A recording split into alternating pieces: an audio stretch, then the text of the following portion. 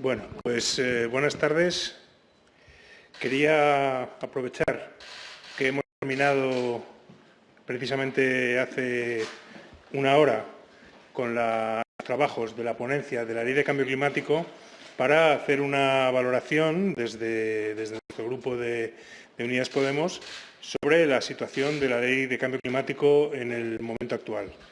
La Ley de Cambio Climático es una ley fundamental, es una norma muy importante para nuestro país porque de alguna manera va a cambiar el marco normativo sobre una serie de cuestiones transversales que nos afectan a todos en nuestro día a día y es una ley muy importante. Yo diría que es de las leyes fundamentales de esta legislatura que el Gobierno pues lleva impulsando ya desde hace meses, ¿no?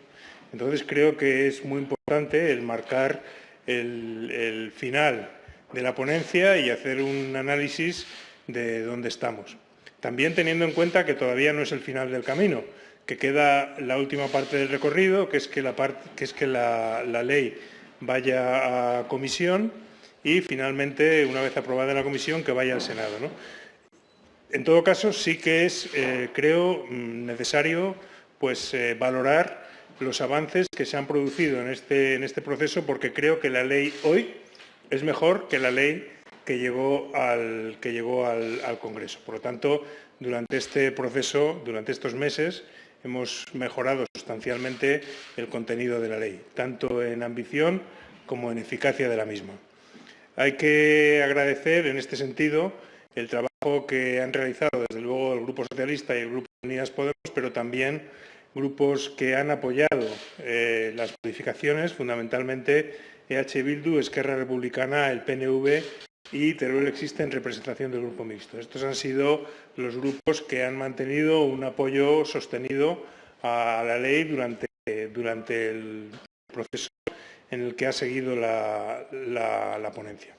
Entonces, quería informar de cuáles han sido esas modificaciones que desde mi punto de vista son relevantes y que, como digo, creo que mejoran sustancialmente el contenido de la ley y la hacen una ley realmente ambiciosa y realmente que será eficaz para luchar contra el cambio climático. He destacado 10 elementos nuevos, 10 elementos novedosos que se han incorporado a lo largo del proceso y que creo relevantes. En primer lugar, en lo referido a los principios rectores, se han introducido dos ideas que son fundamentales. Por un lado, el garantizar la armonización y el desarrollo económico de las zonas receptoras de las centrales de energías renovables, respetando los valores ambientales. Creo que esto es una cuestión importante que debe impregnar la ley, es decir, que esta transición energética se haga teniendo en consideración los valores ambientales del territorio. Y luego se ha introducido un segundo principio que habla de tener en consideración la mejor y más reciente evidencia científica disponible, incluyendo los últimos informes del Panel Intergubernamental de Cambio Climático. El segundo aspecto, que es un aspecto muy importante en la ley, en el que se ha producido un paso adelante, es el tema de los objetivos. Hemos avanzado con los objetivos iniciales y se ha aumentado la ambición de un 20 a un 23% en lo referido a las emisiones, de un 35 a un 42% la penetración de las energías renovables en el consumo final de energía para el año 2030, de un 70 a un 74% el input renovable que debe quedar en el año 2030 al conjunto del sistema eléctrico y también la mejora de la eficiencia energética en un 39,5%. También ahí se ha producido un aumento de la ambición. Con respecto al tema de la ambición, también hay que decir que es la voluntad del Partido Socialista y de Unidas Podemos avanzar todavía más e introducir una nueva modificación en lo que queda del proceso de la ley para revisar esos objetivos en el año 2023. El tercer aspecto importante que se ha introducido es la digitalización. Se ha introducido un artículo entero que habla de que se impulsarán acciones para dar impulso a la digitalización de la economía y que contribuyan a lograr los objetivos de descarbonización. Es decir, en este camino de la descarbonización se da mucha importancia a la digitalización como parte también de este proceso. Es uno de los elementos que en los fondos de la Unión Europea deben ser considerados, digamos, la transición ecológica y la transición hacia una economía digital, y en este caso se integran las dos en la Ley de Cambio Climático. El cuarto aspecto que quiero destacar es en lo referido a la rehabilitación energética de edificios.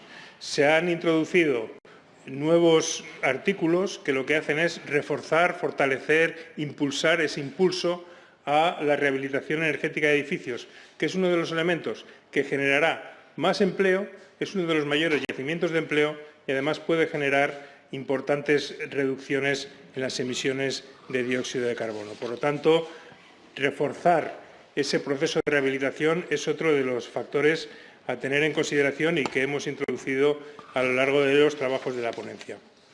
Hay un aspecto muy importante de esta Ley de Cambio Climático y es que pretende terminar con la explotación de hidrocarburos y a eso se ha añadido terminar también con la minería del uranio. Este artículo que se ha introducido lo que hace es, básicamente, que a partir de la entrada en vigor de esa ley no se otorgarán nuevas solicitudes de permisos de exploración, investigación o concesiones directas de explotación a materiales con propiedades radiactivas o fisionables.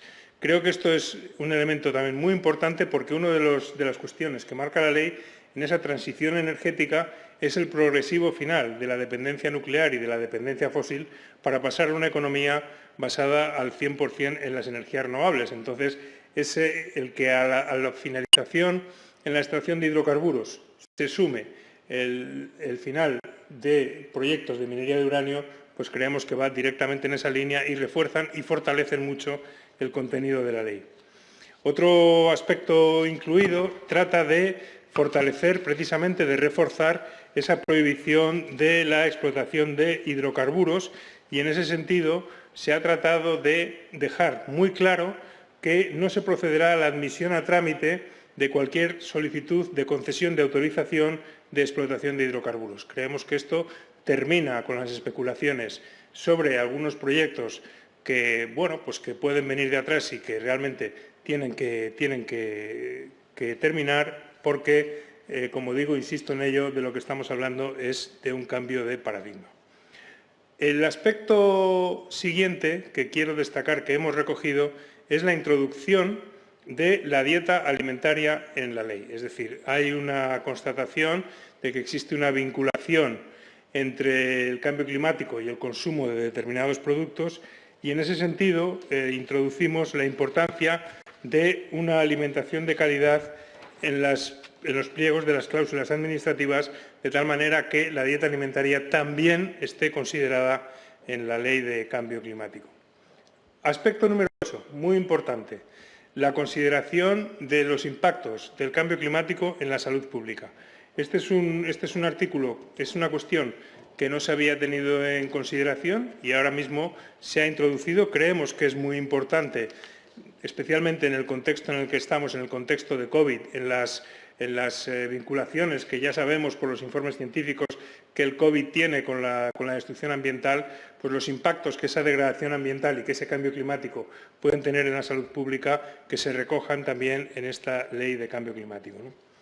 Un aspecto al que me he referido y que nos parece fundamental es el tema del impacto territorial de las energías renovables y, en ese sentido, hemos introducido una enmienda que dice que el despliegue de las energías renovables debe llevarse a cabo de una manera compatible con la conservación del patrimonio natural y la adecuada ordenación territorial.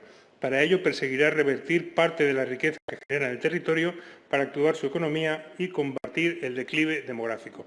Me parece que esta es una enmienda clave sobre la que todavía podemos seguir trabajando, todavía hay espacio para ir más allá en la propia comisión, porque creo que es muy relevante que se tenga en consideración que ese proceso de transición energética no se haga a costa de la riqueza ecológica y de la biodiversidad. El aspecto 10º al que me quiero referir, que también introducimos, es en el fomento de la capacidad de absorción de los sumideros de carbono.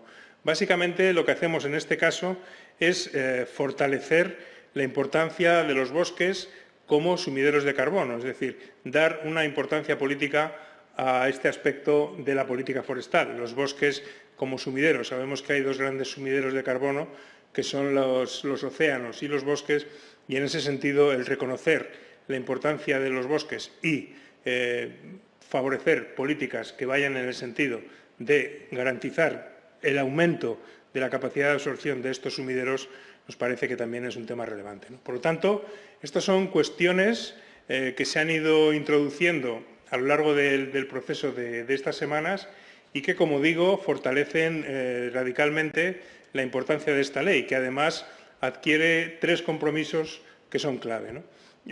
Tres compromisos de futuro sobre nuevas iniciativas legislativas, como serán una ley de movilidad sostenible, una revisión del sistema energético y también un impulso al ferrocarril como elemento de transporte que debe nuestro territorio y ser importante para la reducción de las emisiones, ¿no? Por lo tanto, como digo, finalmente el proceso ha enriquecido la ley, la ha hecho más ambiciosa, la ha hecho más completa y creo que ha mejorado sustancialmente su contenido.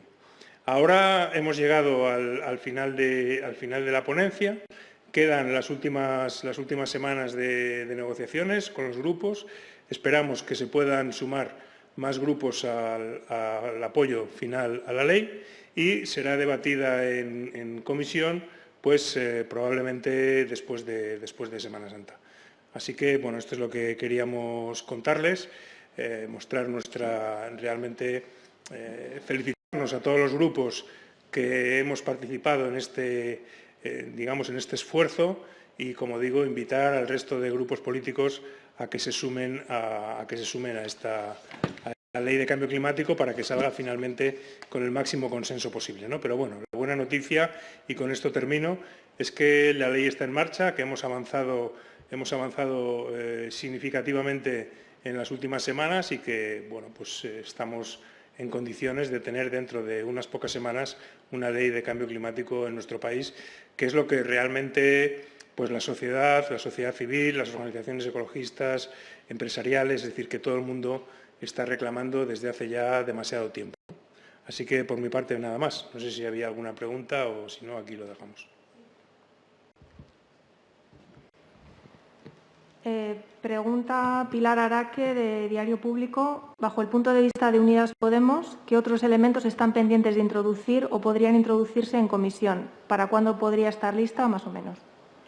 Bueno, yo creo que los elementos que se han introducido y a los que me he referido son bien significativos, ¿no? Entonces, desde mi punto de vista, quedan algunos flecos que pueden mejorarse y yo destacaría dos. Destacaría, por un lado, ese compromiso de revisión de los objetivos en el año 2023. Creo que ese es un compromiso necesario. Creo que tenemos que echar a andar. Ya sobre esto hemos hablado mucho, pero pienso que esa introducción del objetivo pues sería importante, ¿no? Y el segundo aspecto, me he referido a él, pero quizás por concretarlo con más detalle, en lo que se refiere a la protección de la biodiversidad de las plantas renovables, creo que también hay espacio de mejora para introducir, digamos, una mayor competencia por parte del Gobierno en el establecimiento de aquellas zonas naturales de gran riqueza ecológica, de gran biodiversidad, que deben salvaguardarse de la instalación de este tipo de sistemas energéticos, ¿no? Creo que esos serían los dos grandes elementos que acabarían de reforzar y mejorar la ley, y me parece que hay espacio para trabajarlos en las próximas semanas. Preguntaba también Pilar Araque que para cuándo está prevista su aprobación en la comisión. Bueno, esperamos, está pendiente, lógicamente, de que lo discutamos en la mesa de la comisión, pero esperamos poder reunirnos la primera semana después de Semana Santa, aunque, como digo, está pendiente de que la mesa de la comisión lo ratifique. Pregunta Laura Ojea, del Español, dos cuestiones. Una, me gustaría saber si el nuevo texto del borrador de la Ley de Cambio Climático supone la paralización del proceso de extracción de uranio de la mina de Retortillo. Y 2, ¿cómo queda la ley respecto a la fecha tope de venta de vehículos de combustión? Sí, sin lugar a dudas, es el final de la minería del uranio en nuestro país. De eso no cabe absolutamente ninguna duda. Creo que el artículo 8 bis es contundente en ese sentido. Y con respecto a la fecha, no ha habido un cambio, no ha habido una modificación en ese aspecto. De momento no hay más preguntas. Confía, a pesar de del consenso todavía no mayoritario, obviamente, confía en que superar o incorporar a otros grupos en comisión o tener la necesidad de incorporarlo algunas enmiendas y modificaciones en el Senado. Bueno, el consenso sí es mayoritario. O sea, lo que pasa es que evidentemente hay grupos que todavía no han mostrado claramente su posición, no han expresado públicamente cuál va a ser su posición, ¿no? Entonces, en ese sentido, sí, nosotros esperamos y deseamos que de aquí al proceso final que se sumen más grupos, pero hay que dejar claro que el número de apoyos que tiene la ley es suficiente para su aprobación. Es decir, que sí que hay una mayoría suficiente para su aprobación, aunque nuestro deseo es que se sumen más grupos.